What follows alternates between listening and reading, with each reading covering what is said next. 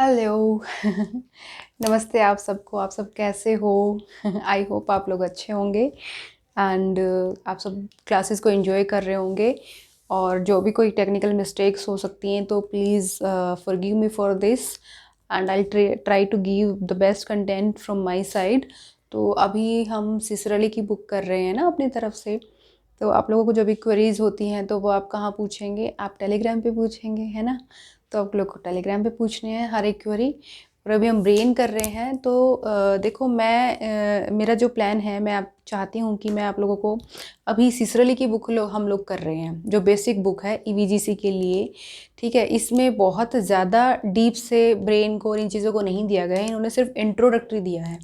तो अभी हम सिसरली की बुक में से इंट्रोडक्टरी पार्ट करके अपना इसका हर एक उसका, फिर उसके बाद जो भी बच्चे नेट की प्रिपरेशन कर रहे हैं या ईवीजीसी की जो प्रिपरेशन कर रहे हैं, पीजीटी साइकोलॉजी की जो प्रिपरेशन कर रहे हैं, उनके लिए हम अलग से क्या है कि जो हमारी जो थीम बेस्ड बुक्स हैं, जैसे कि बायोलॉजी की हमारी पीनल की बुक है जिसमें डिसऑर्डर्स भी हैं, हमारे साइकोलॉजिकल डिसऑर्डर्स हैं, उन वो भी मैं चैप्टर्स एक एक करके मैं लेके आऊँगी। तो फ़िलहाल हम इसी बुक में से अपना कर रहे हैं। इसने जितना भी एरिया को कवर किया है हम सिर्फ उन्हीं पार्ट्स को स्टडी कर रहे हैं।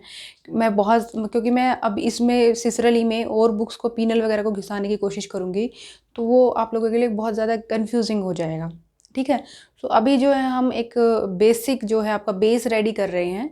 ठीक है, वो बेस जब आपका रेडी हो जाएगा सिसरली से, उसके बाद हम जो है मेन कंटेंट पे और भी जाएंगे। ब्रेन में अभी बहुत सारी चीज़ें हैं जो आपको पढ़ना ज़रूरी है, और वो हम कब पढ़ेंगे? जब हम पीनल को पढ़ेंगे। पीनल की बुक है ना, कैलेट की है, पीनल की है, बहुत अच्छी बुक्स हैं। जिनके पास नहीं है तो आप लोग ख़रीदना छोड़ दो, क्योंकि बहुत महंगी महंगी बुक्स हैं, 4-5 हज़ार रुपये की बुक्स आती हैं, तो अब छोड़ दो। I will provide each and everything to you people. ठीक है, और थ्योरीज भी हम बहुत अच्छे से, हर चीज़ हम अच्छे से पढ़ेंगे। You just need to have patience. हर चीज़ सही हो सकती है, अब थोड़ा सा पेशेंस के साथ चलो, आराम से रिलैक्स होके, डोंट बी हाइपर, जस्ट मन को शांत करो, रिलैक्स करो। जितना रिलैक्स्ड होके काम करोगे उतने सक्सेसफुल हो जाओगे लाइफ में। फाइन, चलिए। तो आज जो है हमारा कॉर्टेक्स है। ठीक है, अब कॉर्टेक्स क्या होता है? ब्रेन जब हम पढ़ते हैं तो कॉर्टेक्स क्या होता है? लास्ट क्लास से मैंने थोड़ा सा जिक्र किया था कॉर्टेक्स का। हमारा ब्रेन है, ब्रेन के ऊपर आपने देखा होगा कवरिंग सी दिखती है ना? मतलब कवरिंग सी दिखती है, एक मतलब सिकुड़ी हुई सी, किसकी किसकी शेप जैसी दिखती है? अखरोट की शेप के जैसी सी, हमें कुछ ऐसी सी दिखती है ना। तो वो कहीं से उसमें क्या है? गड्ढे हैं, कहीं से बड़ी बड़ी लाइनें हैं, कहीं से वो उभरा हुआ है, वो है ना। तो उसको हम क्या बोलते हैं? उसको कॉर्टेक्स बोला जाता है, उस पार्ट को। आई थिंक आपको समझ में आ गया। जो वो अखरोट के जैसे जो स्ट्रक्चर दिखता है हमें, उसको क्या बोला जाता है? उसको कॉर्टेक्स बोला जाता है। ठीक है, अब उसका जो साइज़ होता है वो कितना होता है? उसका जो साइज़ होता है वो 1/10 इंच थिक होता है। 10 का 1 हिस्सा जो होता है उतना वो थिक होता है, मोटा होता है। और उसका जो साइज़ होता है वो 2 से 3 स्क्वायर फुट का होता है। अगर उसको पूरा ओपन कर दिया जाए ना, हमारे ब्रेन की जो कवरिंग है, इसको अगर पूरा ओपन कर दिया जाए, पूरा प्रेस कर दिया जाए इसके ऊपर, तो ये 2 से 3 स्क्वायर फीट में आ सकता है। पर क्योंकि ये छोटा इसलिए हो जाता है क्योंकि ये श्रिंक हो जाता है ऐसे, है ना? तो ऐसे श्रिंक हो जाता है, तो इसलिए ये छोटा हो जाता है। ठीक है, आगे समझ में। कॉर्टेक्स क्या होता है? कॉर्टेक्स हमारे जो ब्रेन की ये कवरिंग होती है, जो उसको कॉर्टेक्स बोला, जिसकी शेप किसके जैसी होती है? अखरोट के जैसी होती है। ठीक है, इजी है। अच्छा, जब हम इसको, जब ये रिंकल्स को इंक्रीज कर देते हैं तो उसको बोलते हैं कॉर्टिकलाइजेशन। ठीक है, कॉर्टिकलाइजेशन। ये तो खैर क्वेश्चन नहीं आएगा, लेकिन वैसे आपकी इन्फॉर्मेशन के लिए मैं आपको बता रही हूँ। अब है सेरिब्रल हेमिस्फीयर। सेरिब्रल हेमिस्फीयर, देखो लैंग्वेज बहुत टफ है। अगर देखो सेरिब्रल हेमिस्फीयर क्या होता है मैम? कुछ नहीं होता है। जो हमारा ब्रेन है ना, ये हमारा ब्रेन है। ये ब्रेन 2 हिस्सों में बटा होता है। ठीक है, 2 हिस्सों में बटा होता है, तो दोनों हिस्सों को ही हेमिस्फीयर कहते हैं। अब रुको, मैं तुमको बताती हूँ। ये हमारा जो ब्रेन है, सिर्फ एक सिंगल बॉडी ऐसे नहीं होता है, ये ऐसे होता है। अगर इसको तुम देखोगे ना तो कुछ कुछ ऐसे दिखता होता है। जब इसमें आप इसको देखोगे तो देखो, दिख रहा होगा शायद। तो ये ऐसे दिखता होता है, ये ऐसे, मतलब 2 हेमिस्फीयर हैं। एक हेमिस्फीयर ये, एक हेमिस्फीयर ये, right hemisphere and left hemisphere ऐसे होते हैं, जुड़े हुए होते हैं। ठीक है, ऐसे दिखाने की कोशिश करती हूँ, ऐसे ये जुड़े हुए होते हैं, ठीक है। और ऐसे जुड़े हुए होते हैं, राइट हेमिस्फीयर लेफ्ट हेमिस्फीयर, दो हेमिस्फीयर ऐसे जुड़े हुए होते हैं।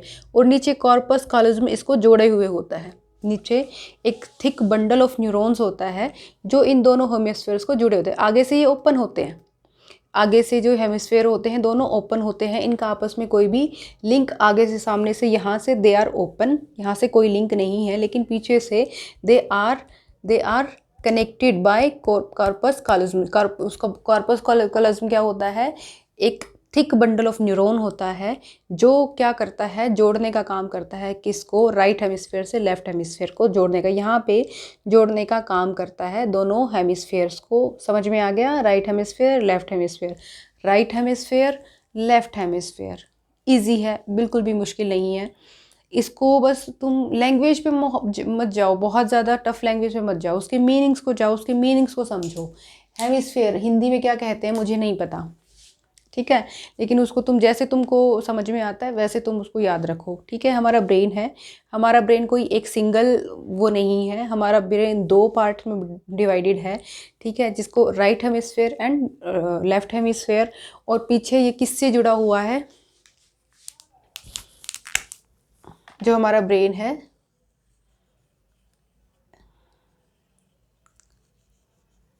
ऐसे, ठीक है, ऐसे हमारा ब्रेन होता है। और पीछे यहाँ ये कॉर्पस कॉलोजम से जुड़ा होता है, right hemisphere and left hemisphere, ऐसे होता है, ठीक है। बहुत मेरी अच्छी ड्राइंग नहीं है, लेकिन मैं आपको समझाने के लिए मैंने ऐसे बनाया है। ये राइट हेमिस्फीयर इसको हम बोल देंगे, इसको लेफ्ट हेमिस्फीयर बोल देंगे, और पीछे ये कॉर्पस कॉलोजम से जुड़ा हुआ होता है। इतना क्लियर हो गया आपको, इजी है। अगर आ जाए क्वेश्चन में कॉर्पस कॉलोजम क्या होता है, ये आता है, ये आता है, ये आपको पता होना चाहिए, कर दोगे ना। हेमिस्फीयर क्या होता है, कर दोगे। अब एक चीज़ ये देख लो, इमोशन होते हैं, पॉजिटिव इमोशन नेगेटिव इमोशन होते हैं, ये चीज़ यहीं पे बता देती हूँ। अच्छा, राइट, जैसे मैं राइट हैंड से लिखती हूँ तो जो मेरा अगर राइट सिस्टम जो अगर मेरा एक्टिव है, अगर मैं राइट हैंड से लिखती हूँ तो जो इसकी जो इन्फॉर्मेशन है वो लेफ्ट हेमिस्फीयर से आती है। Do remember that. ये क्वेश्चन आ सकता है कि जो लेफ्ट हैंड से बच्चे लिखते हैं, लेफ्टी बच्चे होते हैं, तो उनको जो सिग्नल होता है, जो इनको इन्फॉर्मेशन आती है वो कहाँ से आती है, वो राइट हेमिस्फीयर, उसका राइट हेमिस्फीयर एक्टिव है। Do remember that. दोबारा बताती हूँ, जो बच्चे राइट हैंड साइड, जो राइट हेमिस्फीयर से लिखते हैं, उनका लेफ्ट हेमिस्फीयर एक्टिव होता है। जो बच्चे लेफ्टी होते हैं उनका राइट हेमिस्फीयर एक्टिव होता है। लेकिन ऐसा नहीं है कि उनका जो लेफ्ट है वो बिल्कुल एक्टिव नहीं होता, उनका दोनों होते हैं, लेकिन लेफ्ट ज़्यादा होता है, ठीक है। आ गया समझ में, इजी है, कंफ्यूज बिल्कुल भी नहीं होना, आराम से चीज़ों को करो, ठीक है। पॉजिटिव इमोशन नेगेटिव इमोशन होते हैं ना, दोनों तरह के इमोशन होते हैं ना, कुछ लोग रोंदू होते हैं, कुछ लोग, तो पॉजिटिव इमोशन कहाँ होते हैं, लेफ्ट हेमिस्फीयर में, ठीक है। अगर लेफ्ट हेमिस्फीयर आपका ज़्यादा है तो आपके अंदर पॉजिटिव इमोशन, अगर नेगेटिव इमोशन ज़्यादा तो राइट हेमिस्फीयर। ये क्वेश्चन आते हैं, ठीक है। ये मैंने एडिशनल आपको भी बताया है, ये आपको करना है। उसके बाद आता है कॉन्ट्रालेटरल ऑर्गेनाइजेशन। कॉन्ट्रालेटरल ऑर्गेनाइजेशन में क्या होता है, role information coming from many of the sense organs to the brain and the motor commands brain going to the rest of the body. मतलब कि क्या होता है कि जैसे इन्फॉर्मेशन आती है ना हमारे, ये तो हम बहुत पहले कर चुके हैं, जो हमारी इन्फॉर्मेशन आती है हमारे पास, और इन्फॉर्मेशन आती है हमारी सेंसरी से आती है, या फिर हमारी सेंसरी से आती है ना हमारी इन्फॉर्मेशन, सेंसरी से आती है हमारी इन्फॉर्मेशन, जो आती है उसको फर्दर बॉडी के ब्रेन कहाँ भेजता है, ब्रेन के थ्रू कहाँ जाती है, रेस्ट ऑफ द बॉडी जो इन्फॉर्मेशन जाती है उसको बोलते हैं कॉन्ट्रालेटरल ऑर्गेनाइजेशन, उसको बोलते हैं, ठीक है। उसके बाद आता है हमारा बायलेटरली। ब्रेन में हम ये लैंग्वेज यूज़ करते हैं, क्वेश्चन इस पर शायद नहीं आता है लेकिन आपको पता होना चाहिए। मैं कहती हूँ ना कि मैं कोई भी चीज़ स्किप नहीं करूँगी, हर चीज़ आपको पढ़ाऊँगी। तो अब हमारा क्या आता है, बायलेटरली। बायलेटरली होता है मतलब दोनों तरफ से, इप्सिलेटरली होता है एक तरफ, ठीक है। तो बायलेटरली मतलब क्या होता है कि जब information sends to both of the side, मतलब कि information sends to the both of the brain, मतलब कि दो हेमिस्फीयर है ना, तो जो भी इंफॉर्मेशन जब दोनों ब्रेन के हेमिस्फीयर्स को भेजी जाती है तो उसको हम क्या बोलेंगे, उसको हम बोलेंगे बायलेटरल। दोनों क्योंकि दो हेमिस्फीयर है ना, राइट एंड लेफ्ट, तो जब इंफॉर्मेशन राइट एंड लेफ्ट दोनों हेमिस्फीयर को भेजी जाती है तो उसको हम क्या बोलेंगे, उसको हम बोलेंगे बायलेटरल। क्लियर है? ठीक है, आ गया ना समझ में। इप्सिलेटरल बोले तो इप्सिलेटरल वो होता है जब इंफॉर्मेशन भेजी जाती है एक साइड में। एक साइड में मतलब क्या बोल, जैसे कि विज़न को एक ही तरफ भेजी गई है, ठीक है, ऑडिटरी है तो वो एक साइड में भेजी गई है, ठीक है, इजी है। इप्सिलेटरल तो एक साइड में भेजे, जैसे मान लो ब्रेन में कोई मतलब इस साइड कोई ट्यूमर हो गया तो इस साइड में कोई ट्यूमर होगा तो वो ट्यूमर जो है इसी वाले पार्ट को तो अफेक्ट करेगा ना, इस वाले हेमिस्फीयर को तो नहीं करेगा, इसी हेमिस्फीयर को अफेक्ट करेगा, तो क्या हो गया, इप्सिलेटरल हो गया। ठीक है, उसके बाद है लोब्स आ जाते हैं हमारे। ठीक है, इन लोब्स को मैं ना इस पे पढ़ाने की बजाय तुमको मैं ऐसे बताती हूँ, तुम मेरी तरफ देखो और मैं बताती हूँ।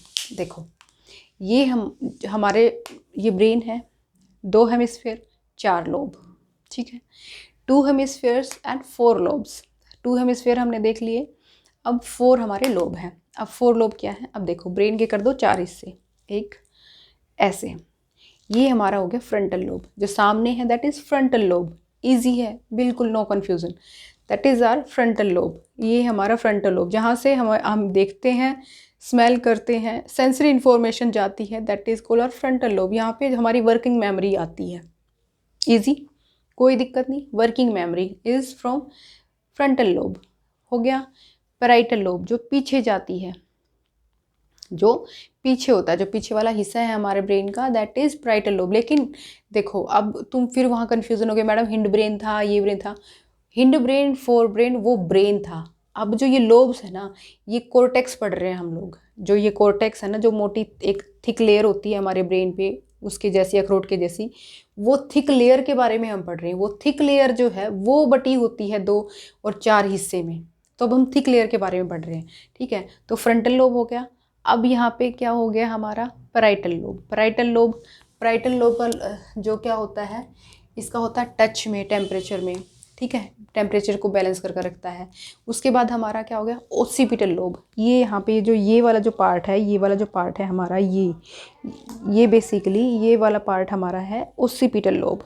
ठीक है, इसको बोलते हैं OCCIPTAL, ओसिपिटल लोब। इसका जो मेन फंक्शन होता है ये विजन में होता है। ये EVGC का क्वेश्चन है, ठीक है, ये EVGC का क्वेश्चन है, इसका जो मेन, और HTET का भी क्वेश्चन है। तो ओसिपिटल लोब का मेन फंक्शन होता है विजन में, बस। अब यहाँ पे आगे हमारे कौन से लोब, टेम्पोरल लोब, थोड़ी देर पहले ही जो नेक्स्ट क्लास में करी थी हमने, है ना, टेम्पोरल लोब। यहाँ पे कान से याद रखो, टेम्पोरल लोब, ठीक है। और टेम्पोरल लोब का जो मेन फंक्शन होता है वो ऑडिटरी में, कान के पास है ना, तो ऑडिटरी में। टेम्पोरल लोब का जो मेन फंक्शन ऑडिशन में, ठीक है, क्योंकि कान के पास है, ऐसे याद रखना, बिल्कुल इजी है। सामने फ्रंटल, पीछे पैराइटल, ऊपर ओसिपिटल, कान के पास कौन सा, बताओ मुझे लिख के कौन सा। ठीक है, ये हो गया। उसके बाद 2-3 टर्म्स और आती हैं। मोटर कोर्टेक्स आता है। मोटर कोर्टेक्स में क्या होता है कि सेक्शन ऑफ फ्रंटल लोब, जो मोटर कोर्टेक्स होता है फ्रंटल लोब का एक फंक्शन पार्ट होता है, सेक्शन होता है। वो क्या काम करता है, सेंडिंग मोटर चैनल्स, जो प्लानिंग में काम आता है। ठीक है, अब है 2 तुमको मेन चीज़ जो सीखने की ज़रूरत है, मिरर न्यूरॉन्स। मिरर न्यूरॉन्स क्या होते हैं, मिरर न्यूरॉन्स वो न्यूरॉन्स होते हैं जब वो तब फायर होते हैं जब हमें किसी को इमिटेट करना होता है, जब हम किसी की नकल करते हैं, या फिर हम किसी को ऑब्जर्व करके जब हम सीख रहे होते हैं, तो उस टाइम पे फायर करते हैं कौन से न्यूरॉन्स, मिरर न्यूरॉन्स।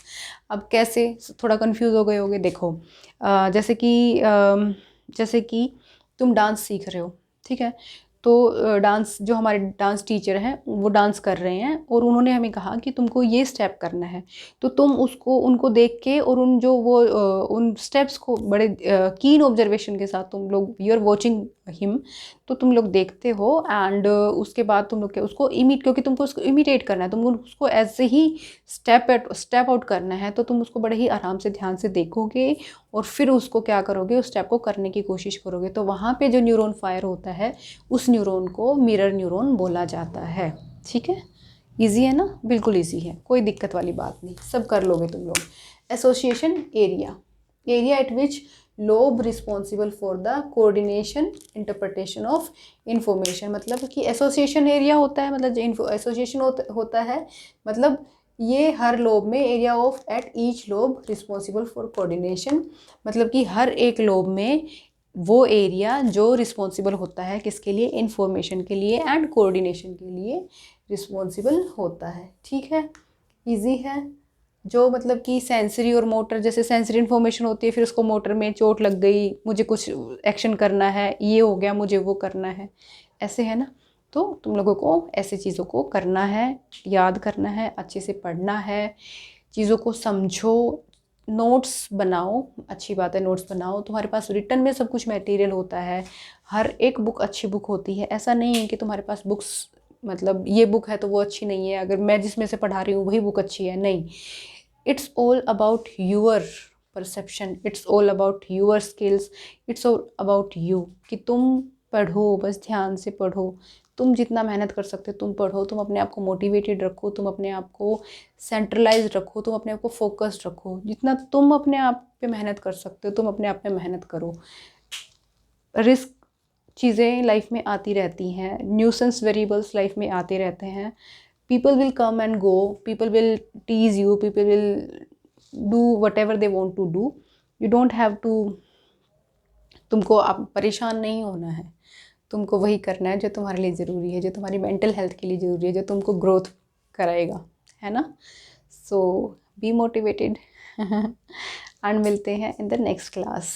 ठीक है, एक और एग्जाम्पल दूंगी मैं नेक्स्ट क्लास में। Thank you, bye bye.